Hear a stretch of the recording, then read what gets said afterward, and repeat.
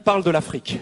La Bible parle énormément de l'Afrique et je sais que cette déclaration ce matin va sembler assez étrange parce que souvent nous oublions que la Bible parle de l'Afrique. Nous sommes tentés de l'oublier, d'autant plus que les médias actuels ne portent leur attention sur l'Afrique que pour donner des mauvaises nouvelles. Souvent, l'Afrique, c'est le continent oublié. Il est oublié dans les négociations de l'Organisation mondiale du commerce. Il est oublié lors des grandes alliances stratégiques. Lorsque les puissants de la Terre se réunissent, très très souvent, on ne parle de l'Afrique que pour couvrir ses dettes ou pour venir à son aide. Mais ce n'est absolument pas, frères et sœurs, le message ni l'image que la parole de Dieu nous donne de l'Afrique, ni de la vision de Dieu pour ce continent. Et ce matin, en quelques minutes, je vois déjà la petite horloge là qui égrène ses secondes, mais en quelques minutes, je voudrais vous brosser rapidement un tableau de ce que la Bible dit de l'Afrique. Pour voir que, quand même, on oublie, mais le plan de Dieu pour l'Afrique est très tôt. Regardez dans Genèse chapitre 2 avec moi. Regardez la description du Jardin d'Éden. Le Jardin d'Éden, il y avait 4 fleuves qui sortaient. Qui étaient ces fleuves et où étaient-ils? Du pays d'Éden, chapitre 2, Genèse, chapitre 2, verset 10. Du pays d'Éden sortait un fleuve qui arrosait le jardin, et de là, il se divisait en 4 bras. Le premier, c'est le Pishon. Il contourne tout le pays de Havila, au sol gorgé d'or et excellente qualité. Le deuxième, fleuve s'appelait Gihon. Il parcourt toute l'Éthiopie, ou dans certaines versions, le pays de Couche. Et le troisième fleuve, c'est celui qui coule à l'orient de la Syrie, c'est le Tigre. Et le 4e fleuve, c'est l'Euphrate. Regardez, la Mésopotamie, l'Irak, le pays de Havila, qui est probablement vers la Somalie, et tout le pays de l'Éthiopie. Le jardin d'Éden, c'était pas le jardin qui est derrière la cour de la maison. Hein. Le jardin d'Éden, c'est un jardin immense qui couvrait plusieurs pays, dont l'Éthiopie.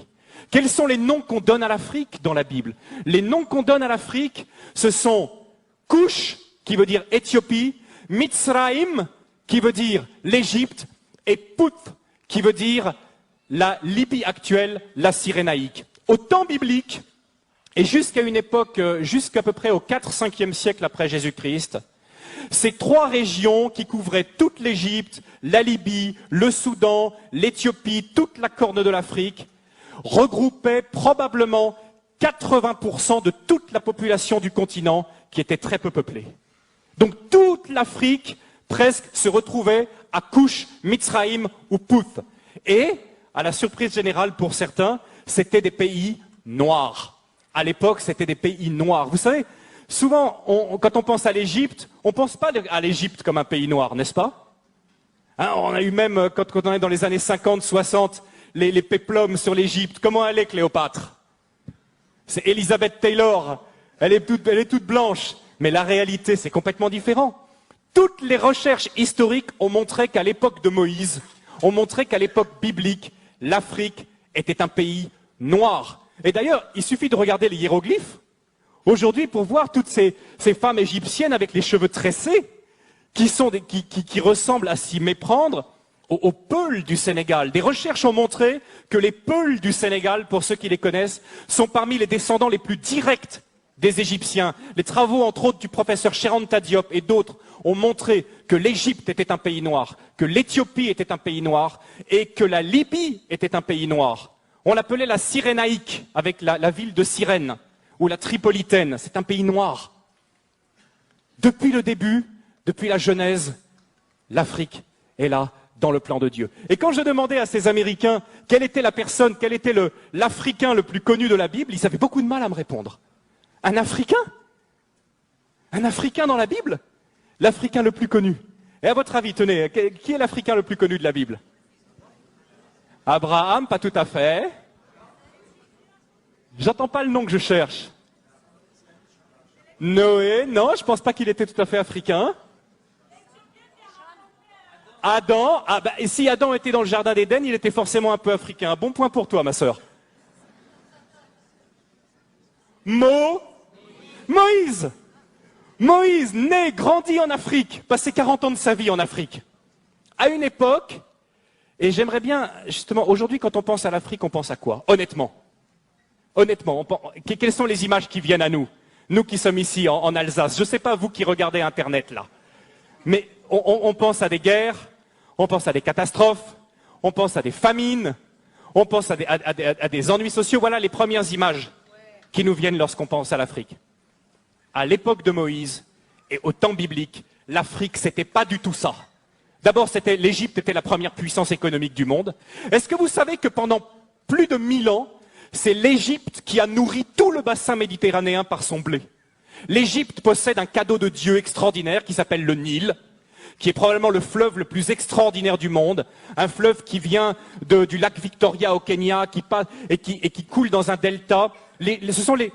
Qui donnent la possibilité de faire du jardinage de façon extraordinaire. Le Nil, c'est un cadeau de Dieu. Le Nil, c'est ce qui permet à l'Égypte d'avoir toujours été riche. Et quelque chose de très intéressant aussi, ce sont les Égyptiens qui ont inventé le jardinage. Les pastèques que nous mangeons en été, ce sont les Égyptiens qui l'ont cultivé les premiers. À l'époque, l'Égypte était la première puissance économique du monde. Aujourd'hui, l'Afrique est la dernière puissance économique en tant que continent. Mais il n'en a pas toujours été de même. Ce qui se passe aussi, c'est que l'Afrique était la première puissance militaire à l'époque. Si jamais, l'armée de Pharaon, l'armée éthiopienne, tenez, quelle est la plus grande armée qui est mentionnée dans l'Ancien Testament? C'est quelle armée? Une armée de combien? C'est une armée d'1 million de personnes qui est l'armée du roi d'Éthiopie. À l'époque, l'Afrique était une puissance militaire qui faisait trembler.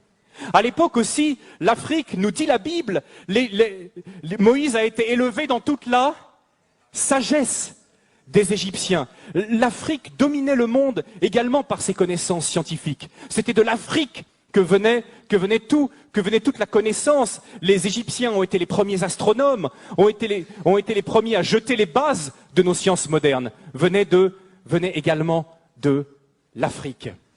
C'était aussi une époque où l'Afrique accueillait les réfugiés. Aujourd'hui, on pense que l'Afrique, c'est le pays qui envoie plutôt des réfugiés.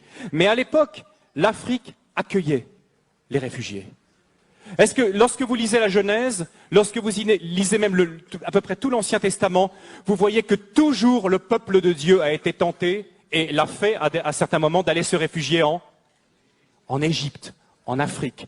C'est là qu'ils trouvaient le repos. Et le Seigneur a dû leur apprendre difficilement au travers de toute l'Exode à ne plus compter sur cette grande puissance mondiale.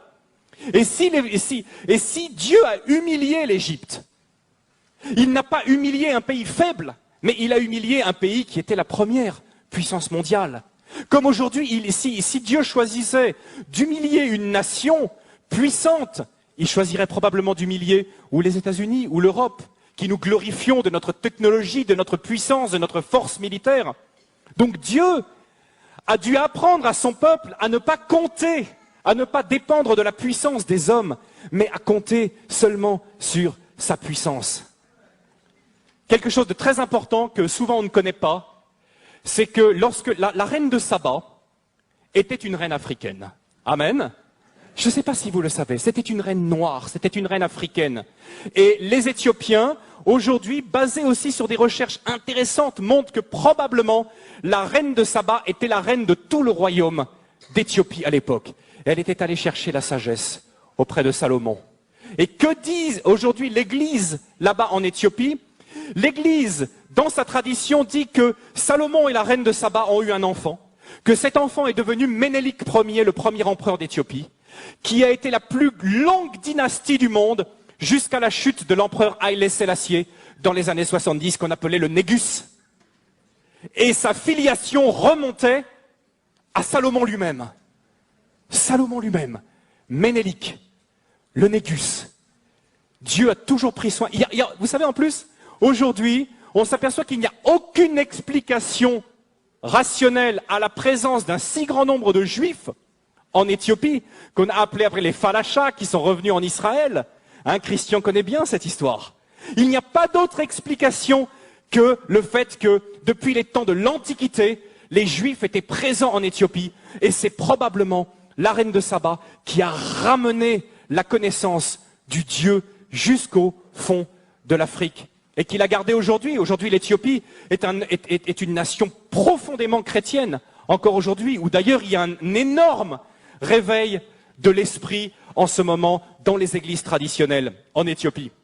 La reine de Saba, donc Dieu a parlé à l'Éthiopie, et on le retrouve dans le Nouveau Testament, où Dieu a toujours cherché à ce que son message parvienne à l'Afrique.